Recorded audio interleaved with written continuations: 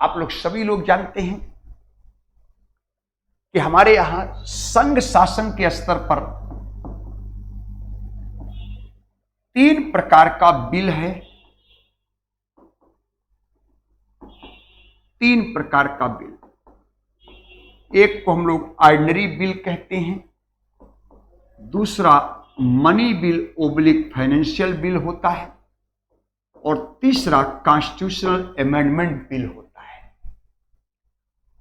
Ordinary bill साधारण विधेयक को कहते हैं, money bill oblique financial bill धन विधेयक ओब्लिक वित्त विधेयक के नाम से जाना जाता है, और तीसरा है संविधान संशोधन विधेयक।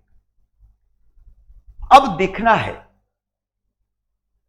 1935 के इंडियन गवर्नमेंट एक्ट में प्रावधान था कि अगर संसद के दोनों सदनों के बीच किसी भी विधेयक में असहमत की स्थिति हो जाती है तो गवर्नर जनरल संयुक्त बैठक बुला सकता है। यह 1935 के इंडियन गवर्नमेंट एक्ट में ऐसा प्रावधान था। लेकिन जब भारत को आजादी मिली और आजाद भारत का संविधान लागू हुआ, बना और लागू हुआ, तो हमारे यहां यह नहीं लिखा हुआ, लेकिन किताब लिख देता है, पढ़ाने वाले पढ़ा देते हैं और आप पढ़ने वाले पढ़ लेते हैं। उनसे आपने कभी यह नहीं पूछा कि क्या संविधान संशोधन विधेयक पर कभी ज्वाइंट सेशन बुलाया गया है, क्या मनी बिल पर कभी संयुक्त बैठक बुलाया गया है। संयुक्त बैठक अब तक 3 बार ऑर्गेनाइज हुई है, लेकिन कभी भी न मनी बिल के संदर्भ में बैठक आयोजित हुआ और न ही कभी संविधान संशोधन विधेयक के संदर्भ में ऑर्गेनाइज हुआ। लेकिन पढ़ाने वाले पढ़ा देते हैं और पढ़ने वाले पढ़ भी लेते हैं और ताली भी बजा देते हैं। सिलेक्शन नहीं होता तो रोना लो करके 3 बोतल दारू पी करके मस्त रहते हैं। तो थोड़ा सा आप लोग को ध्यान रखना है कि संविधान संशोधन विधेयक पर संयुक्त बैठक बुलाने का प्रावधान नहीं है मेरे यहां। संविधान संशोधन विधेयक पर ज्वाइंट सेटिंग नहीं होगा, क्योंकि संविधान संशोधन विधेयक एकमात्र ऐसा विधेयक है जिस पर संसद के दोनों सदनों को बराबर का अधिकार है। जिस पर संसद के दोनों सदनों को बराबर का अधिकार है, इसलिए संविधान संशोधन विधेयक पर असहमति का कोई कारण नहीं और ज्वाइंट सेशन का कोई प्रोविजन भी नहीं है। इसलिए संयुक्त बैठक संविधान संशोधन विधेयक पर नहीं बुलाया जाता। पहला चीज ध्यान रखेंगे कि ज्वाइंट सीटिंग संविधान संशोधन विधेयक पर नहीं बुलाया जाता, क्योंकि एकमात्र विधेयक संविधान संशोधन है जिस पर संसद के दोनों सदनों को बराबर का अधिकार है। तो असहमति का कोई कारण नहीं और संयुक्त बैठक का कोई प्रोविजन नहीं। दूसरा, संविधान money bill oblique financial bill, धन विधेयक ओब्लिक वित्त विधेयक मैंने लिखा है, मैंने वित्त विधेयक ओब्लिक धन विधेयक नहीं लिखा है। तो धन ओब्लिक वित्त विधेयक पर संयुक्त बैठक इसलिए नहीं बुलाया जाएगा क्योंकि भारत में फंक्शनल फेडरलिज्म होने के कारण वित्तीय शक्तियां संघ में निहित है और भारतीय परिसंघ में संघ को रिप्रेजेंट करता है लोकसभा। इसलिए बजट में वर्चस्व लोकसभा का है, राज्यसभा की भूमिका मात्र 14 डेज है। इसलिए बजट के संदर्भ में जब राज्यसभा की भूमिका मात्र 14 डेज है, बजट में वर्चस्व जब लोकसभा का है, तो असहमति का कोई कारण नहीं, ज्वाइंट सेशन का कोई प्रोविजन नहीं होगा। इसलिए धन ओब्लिक वित्त विधेयक पर ज्वाइंट सेशन नहीं बुलाया जाएगा, क्योंकि संसद के दोनों सदनों में असहमति का कोई कारण है ही नहीं। दूसरी बात, एक तो पॉइंट फंक्शनल फेडरलिज्म के कारण मैंने बताया, दूसरा, आय एवं व्यय के विस्तृत विवरण को बजट कहते हैं। तो सोर्स ऑफ इनकम हम भारत के लोग हैं और सोर्स ऑफ एक्सपेंडिचर, खर्च भी हम ही भारत के लोगों पर ही करता है सरकार। और हम भारत के लोगों को रिप्रेजेंट करने वाली संस्था, लोगों की सभा लोकसभा है। तो आय भी हम भारत के लोग, खर्च भी हम भारत के लोग, और हम भारत के लोगों को रिप्रेजेंट करने वाली संस्था, लोगों की सभा लोकसभा है। इसलिए बजट में लोकसभा का वर्चस्व है, राज्यसभा की भूमिका सीमित है। इसलिए असहमत का कोई कारण नहीं, ज्वाइंट सेशन का कोई प्रोविजन नहीं है।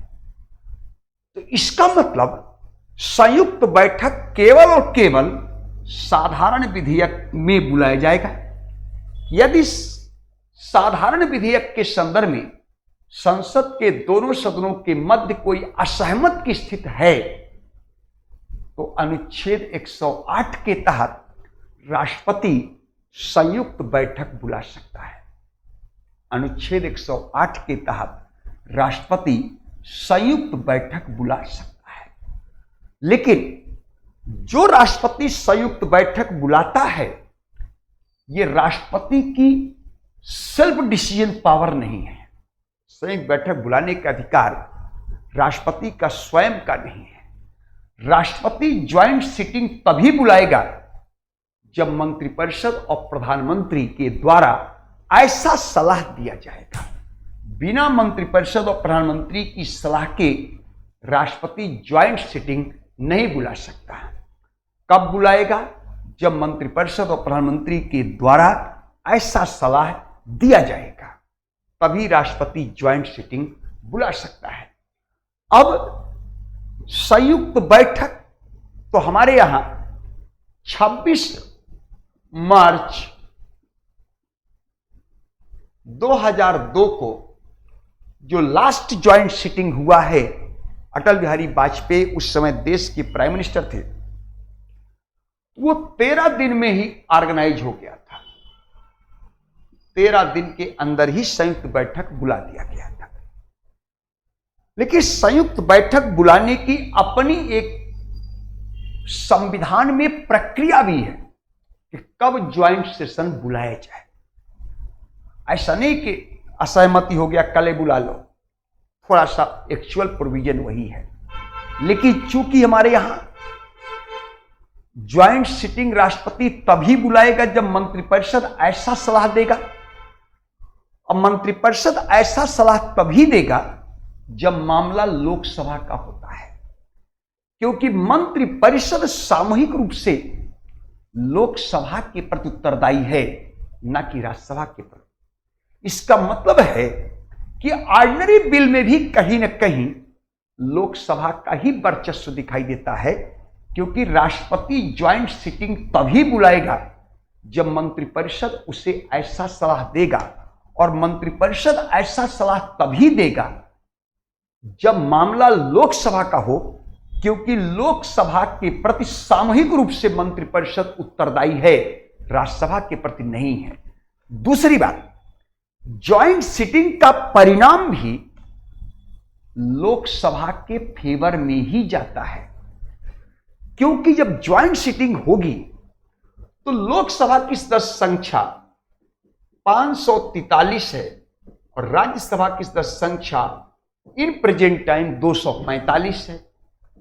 तो 245 है और लोकसभा की कितना है? 543 है। यानी राज्यसभा की सदस्य संख्या का लोकसभा की सदस्य संख्या दुगुनी से ज्यादा है। देख रहे हैं, लोकसभा का सदस्य संख्या 543 है, राज्यसभा की सदस्य संख्या 245 है।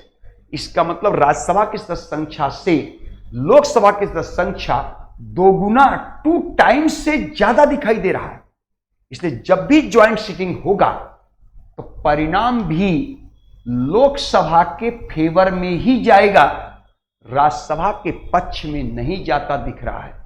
इसका मतलब है कि संयुक्त बैठक में भी लोकसभा का ही वर्चस्व दिखाई देता है।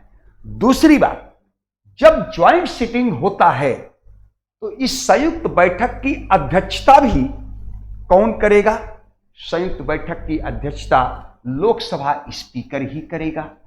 लोकसभा स्पीकर नहीं होगा तब डिप्टी स्पीकर करेगा, और अगर डिप्टी स्पीकर भी नहीं होगा तब राज्यसभा का उपसभापति करेगा। इसका मतलब अध्यक्षता लोकसभा स्पीकर के लिए ही बताया गया है। ये सारे तर्क सिद्ध करता है कि संयुक्त बैठक भले बुलाई जाती है, कहा जाता है कि दोनों सदनों के बीच असहमति हो तब, लेकिन परिणाम किसके फेवर में जाता दिख रहा है? तो परिणाम आपको लोकसभा के फेवर में जाता दिख रहा है। और लोकसभा किसकी सभा है? तो लोकसभा हम भारत के लोगों की सभा है। अब भारतीय संविधान की प्रस्तावना में पहला शब्द लिखा है हम भारत के लोग, और सभी लोग जानते हैं कि भारत एक संप्रभु राष्ट्र है, और उस संप्रभु राष्ट्र की संप्रभुता भारत की जनता में निहित है। ये सिद्ध करता है, और भारत की जनता को डायरेक्ट रिप्रेजेंट करता है लोगों की सभा लोकसभा, और लोकसभा का वर्चस्व है। ये सिद्ध करता है सारे तर्क कि भारत एक संप्रभु राष्ट्र है, और संप्रभु राष्ट्र की संप्रभुता भारत की जनता में निहित है। इसलिए अल्टीमेट डिसीजन, अल्टीमेट जो निर्णय आ रहा है वो किसके फेवर में जा रहा है? वो लोकसभा के फेवर में जा रहा है। ये सिद्ध करता है कि भारत की संप्रभुता भारत की जनता में निहित है, और भारत एक संप्रभु राष्ट्र है। कितना समझ में आया? कितना समझ में आया? जल्दी बोलो, कितना समझ में आया? समझ में आया कि नहीं आया? जल्दी बोलो, समझ में आया? और सभी लोगों को समझ में आया?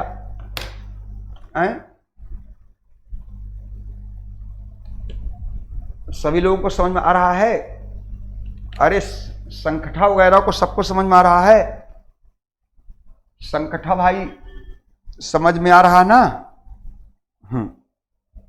अच्छा ठीक है, जो भी नाम हो, मैं तो ऐसे पुकार दिया था, ठीक है ना? सब लोगों को समझ में आना चाहिए। जो लोग रिकॉर्डेड देखेंगे उन लोगों को भी समझ में आना चाहिए, ठीक है ना? चलिए, अच्छा समझ में आ गया सभी लोगों को? बहुत कुल, बहुत बढ़िया, बहुत बढ़िया, समझ में आना चाहिए। इससे हमारा दिल गार्डन गार्डन हो जाता है।